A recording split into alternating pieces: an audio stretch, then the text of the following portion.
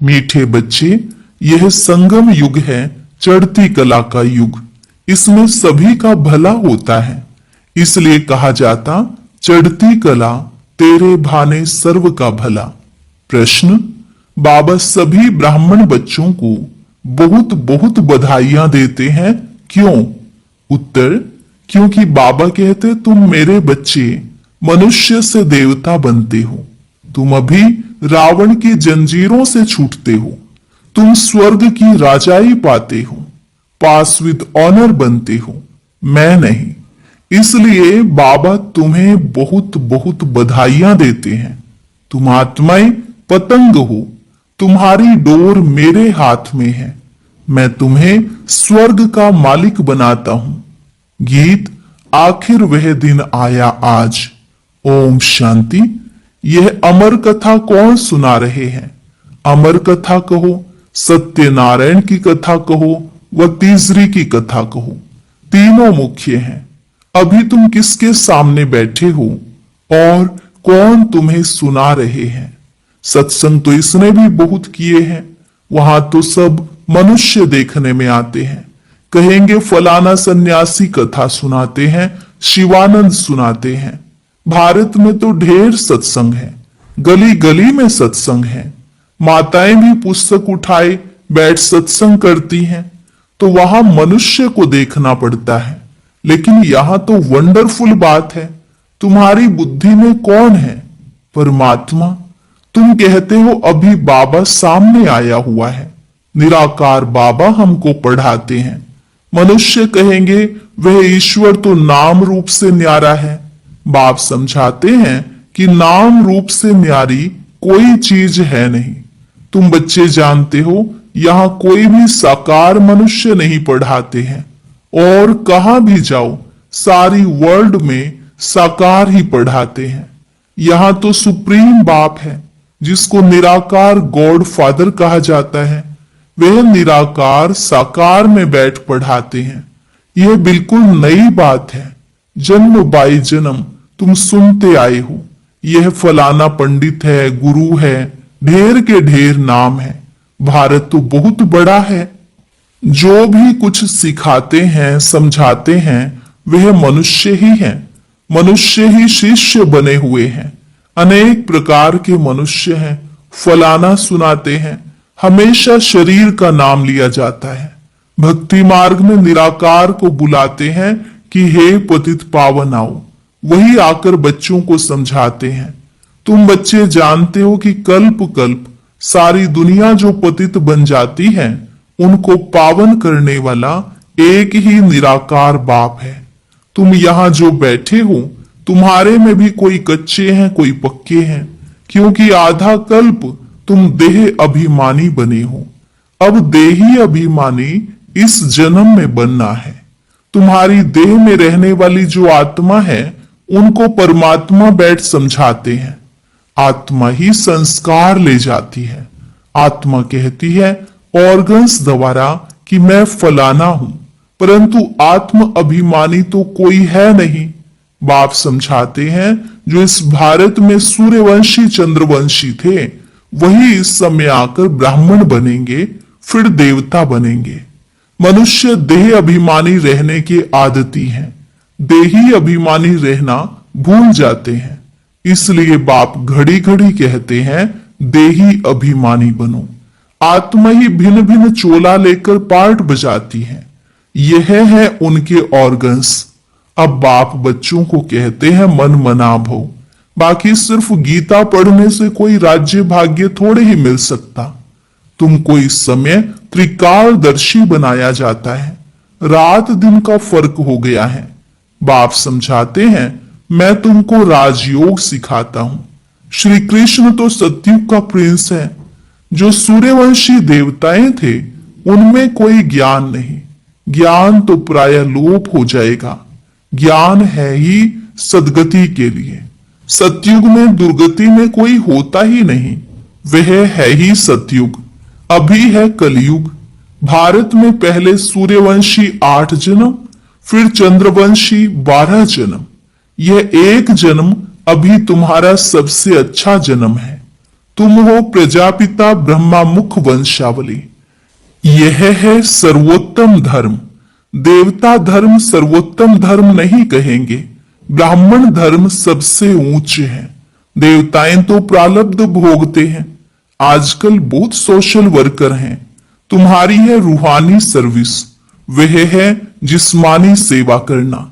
रूहानी सर्विस एक ही बार होती है। आगे यह सोशल वर्कर आदि नहीं थे। राजा रानी राज्य करते थे। सतयुग में देवी देवता थे। तुम ही पूज्य थे, फिर पुजारी बने।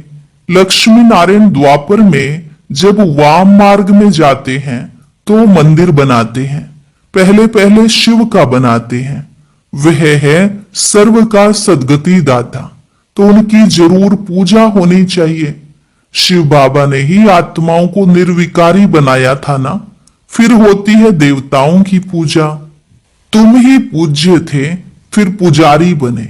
बाबा ने समझाया है, चक्र को याद करते रहो। सीढ़ी उतरते उतरते एकदम पट पर आकर पड़े हो।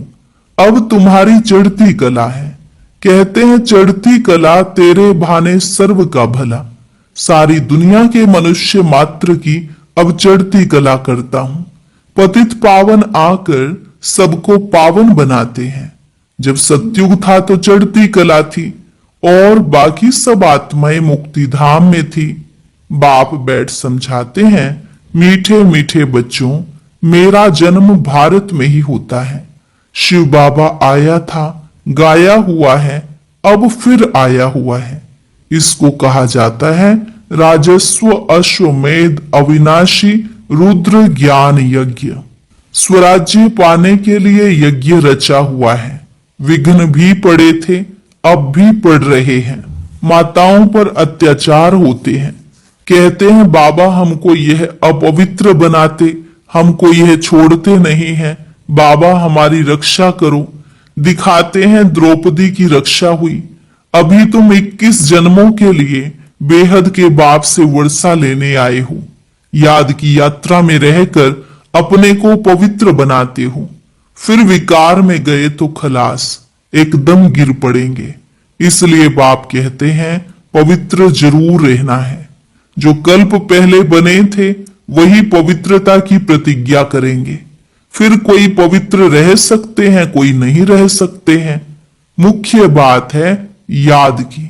याद करेंगे, पवित्र रहेंगे और स्वदर्शन चक्र फिराते रहेंगे तो फिर ऊंच पद पाएंगे।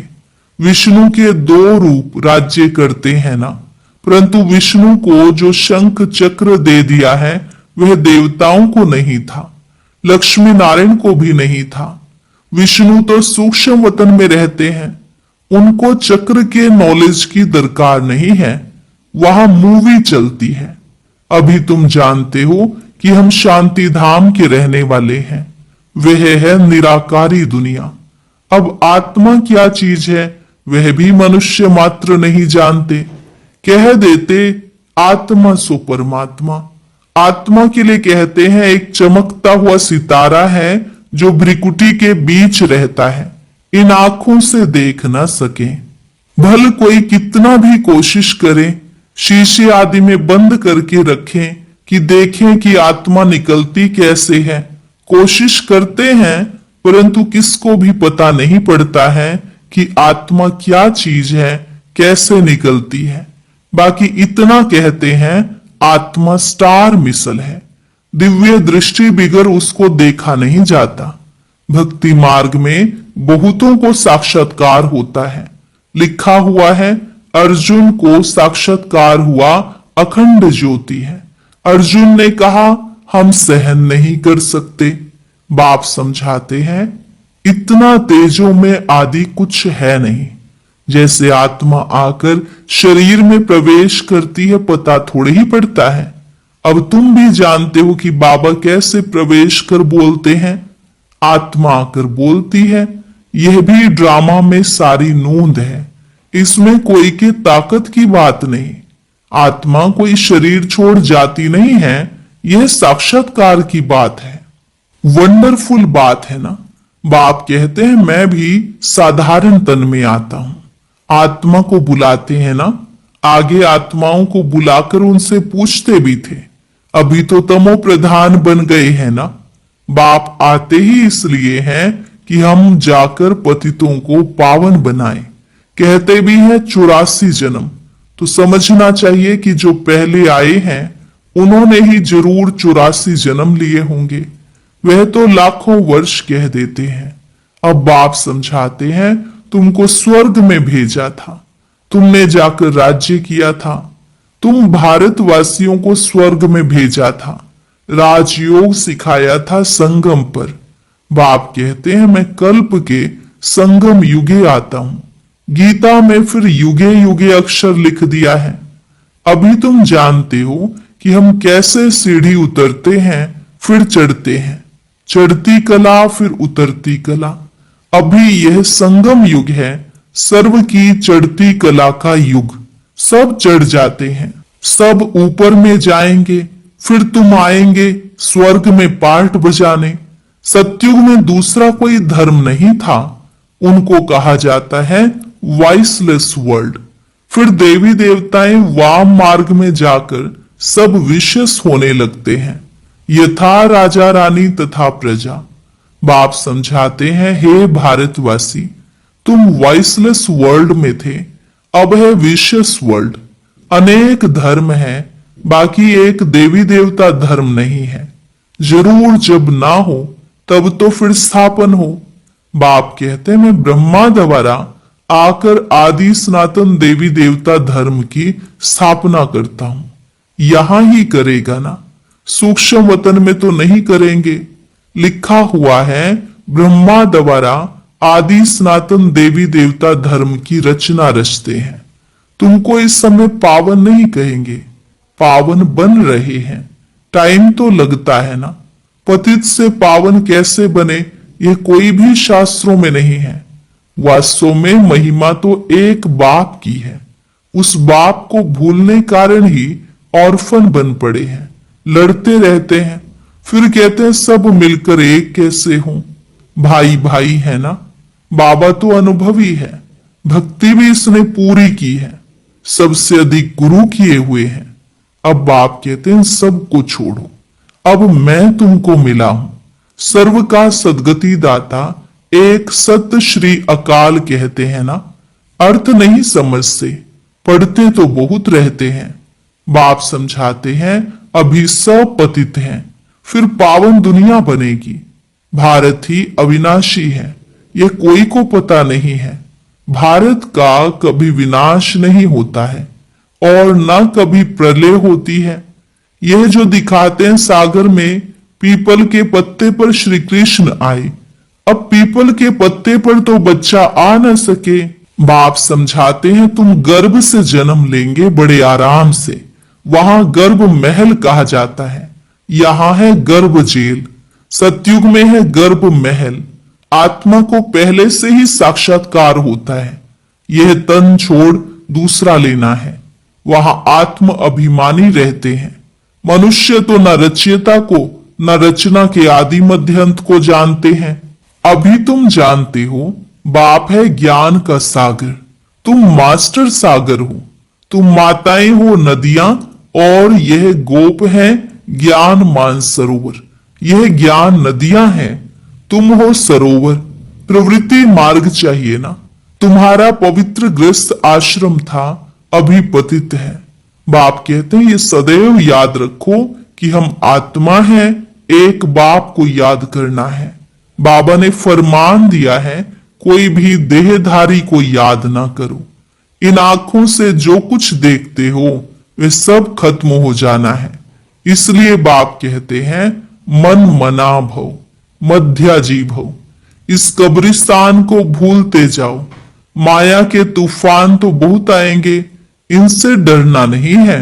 बहुत तूफान आएंगे, परंतु कर्मेंद्रियों से कर्म नहीं करना है। तूफान आते हैं तब जब तुम बाप को भूल जाते हो। यह याद की यात्रा एक ही बार होती है, वह है मृत्यु लोक की यात्राएं, अमर लोक की यात्रा यह है। तो अब बाप कहते हैं कोई भी देहधारी को याद न करो। बच्चे शिव जयंती की कितनी तारें भेजते हैं। बाप कहते हैं तत्तवम, तुम बच्चों को भी बाप बधाइयां देते हैं। वास्तव में तुमको बधाइयां हो, क्योंकि मनुष्य से देवता तुम बनते हो। फिर जो पास विद ऑनर होगा उनको जासी मार्क्स और अच्छा नंबर मिलेगा।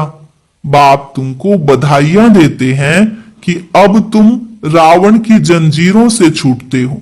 सभी आत्माएं पतंगे हैं, सबकी रस्सी बाप के हाथ में है, वे सबको ले जाएंगे। सर्व के सदगति दाता है, परंतु तुम स्वर्ग की राजाई पाने के लिए पुरुषार्थ कर रहे हो। अच्छा, मीठे मीठे सिकिलधे बच्चों प्रति माता पिता बाप दादा का याद प्यार और गुड मॉर्निंग। रूहानी बाप की रूहानी बच्चों को नमस्ते। रूहानी बच्चों की रूहानी बाप दादा को नमस्ते नमस्ते, गुड मॉर्निंग। शुक्रिया बाबा, शुक्रिया। धारणा के लिए मुख्य सार। पहली पॉइंट, पास विद ऑनर होने के लिए एक बाप को याद करना है, किसी भी देहधारी को नहीं। इन आंखों से जो दिखाई देता है उसे देखते भी नहीं देखना है। दूसरी पॉइंट, हम अमरलोक की यात्रा पर जा रहे हैं, इसलिए मृत्यु लोक का कुछ भी याद न रहे। इन कर्मेंद्रियों से कोई भी विकर्म ना हो, यह ध्यान रखना है। वरदान, अपने शिक्षा स्वरूप द्वारा शिक्षा देने वाले शिक्षा संपन्न योग्य शिक्षक भव। अपने शिक्षा स्वरूप द्वारा शिक्षा देने वाले शिक्षा संपन्न योग्य शिक्षक भव। योग्य शिक्षक उसे कहा जाता है जो अपने शिक्षा स्वरूप द्वारा शिक्षा दे। उनका स्वरूप ही शिक्षा संपन्न होगा। उनका देखना चलना भी किसको शिक्षा देगा। जैसे साकार रूप में कदम कदम हर कर्म शिक्षक के रूप में प्रैक्टिकल देखा, जिसको दूसरे शब्दों में चरित्र कहा जाता है। किसी को वाणी द्वारा शिक्षा देना तो कॉमन बात है, लेकिन सभी अनुभव चाहते हैं, तो अपने श्रेष्ठ धर्म श्रेष्ठ संकल्प की शक्ति से अनुभव कराओ। स्लोगन, संकल्पों की सिद्धि प्राप्त करने के लिए आत्म शक्ति की उड़ान भरते चलो। संकल्पों की सिद्धि प्राप्त करने के लिए आत्म शक्ति की उड़ान भरते चलो। अव्यक्त इशारे, एकता और विश्वास की विशेषता द्वारा सफलता संपन्न बनो। संगठन को एकता के सूत्र में पिरोने के लिए वाणी की शक्ति पर विशेष ध्यान दो। वाणी सदा निर्मल हो, कम बोलो, धीरे बोलो, मीठा बोलो, सम्मानजनक बोल ही बोलो। अभी तक साधारण बोल ज्यादा है। अलौकिक बोल हो, फरिश्तों के बोल हो, हर बोल मधुर हो।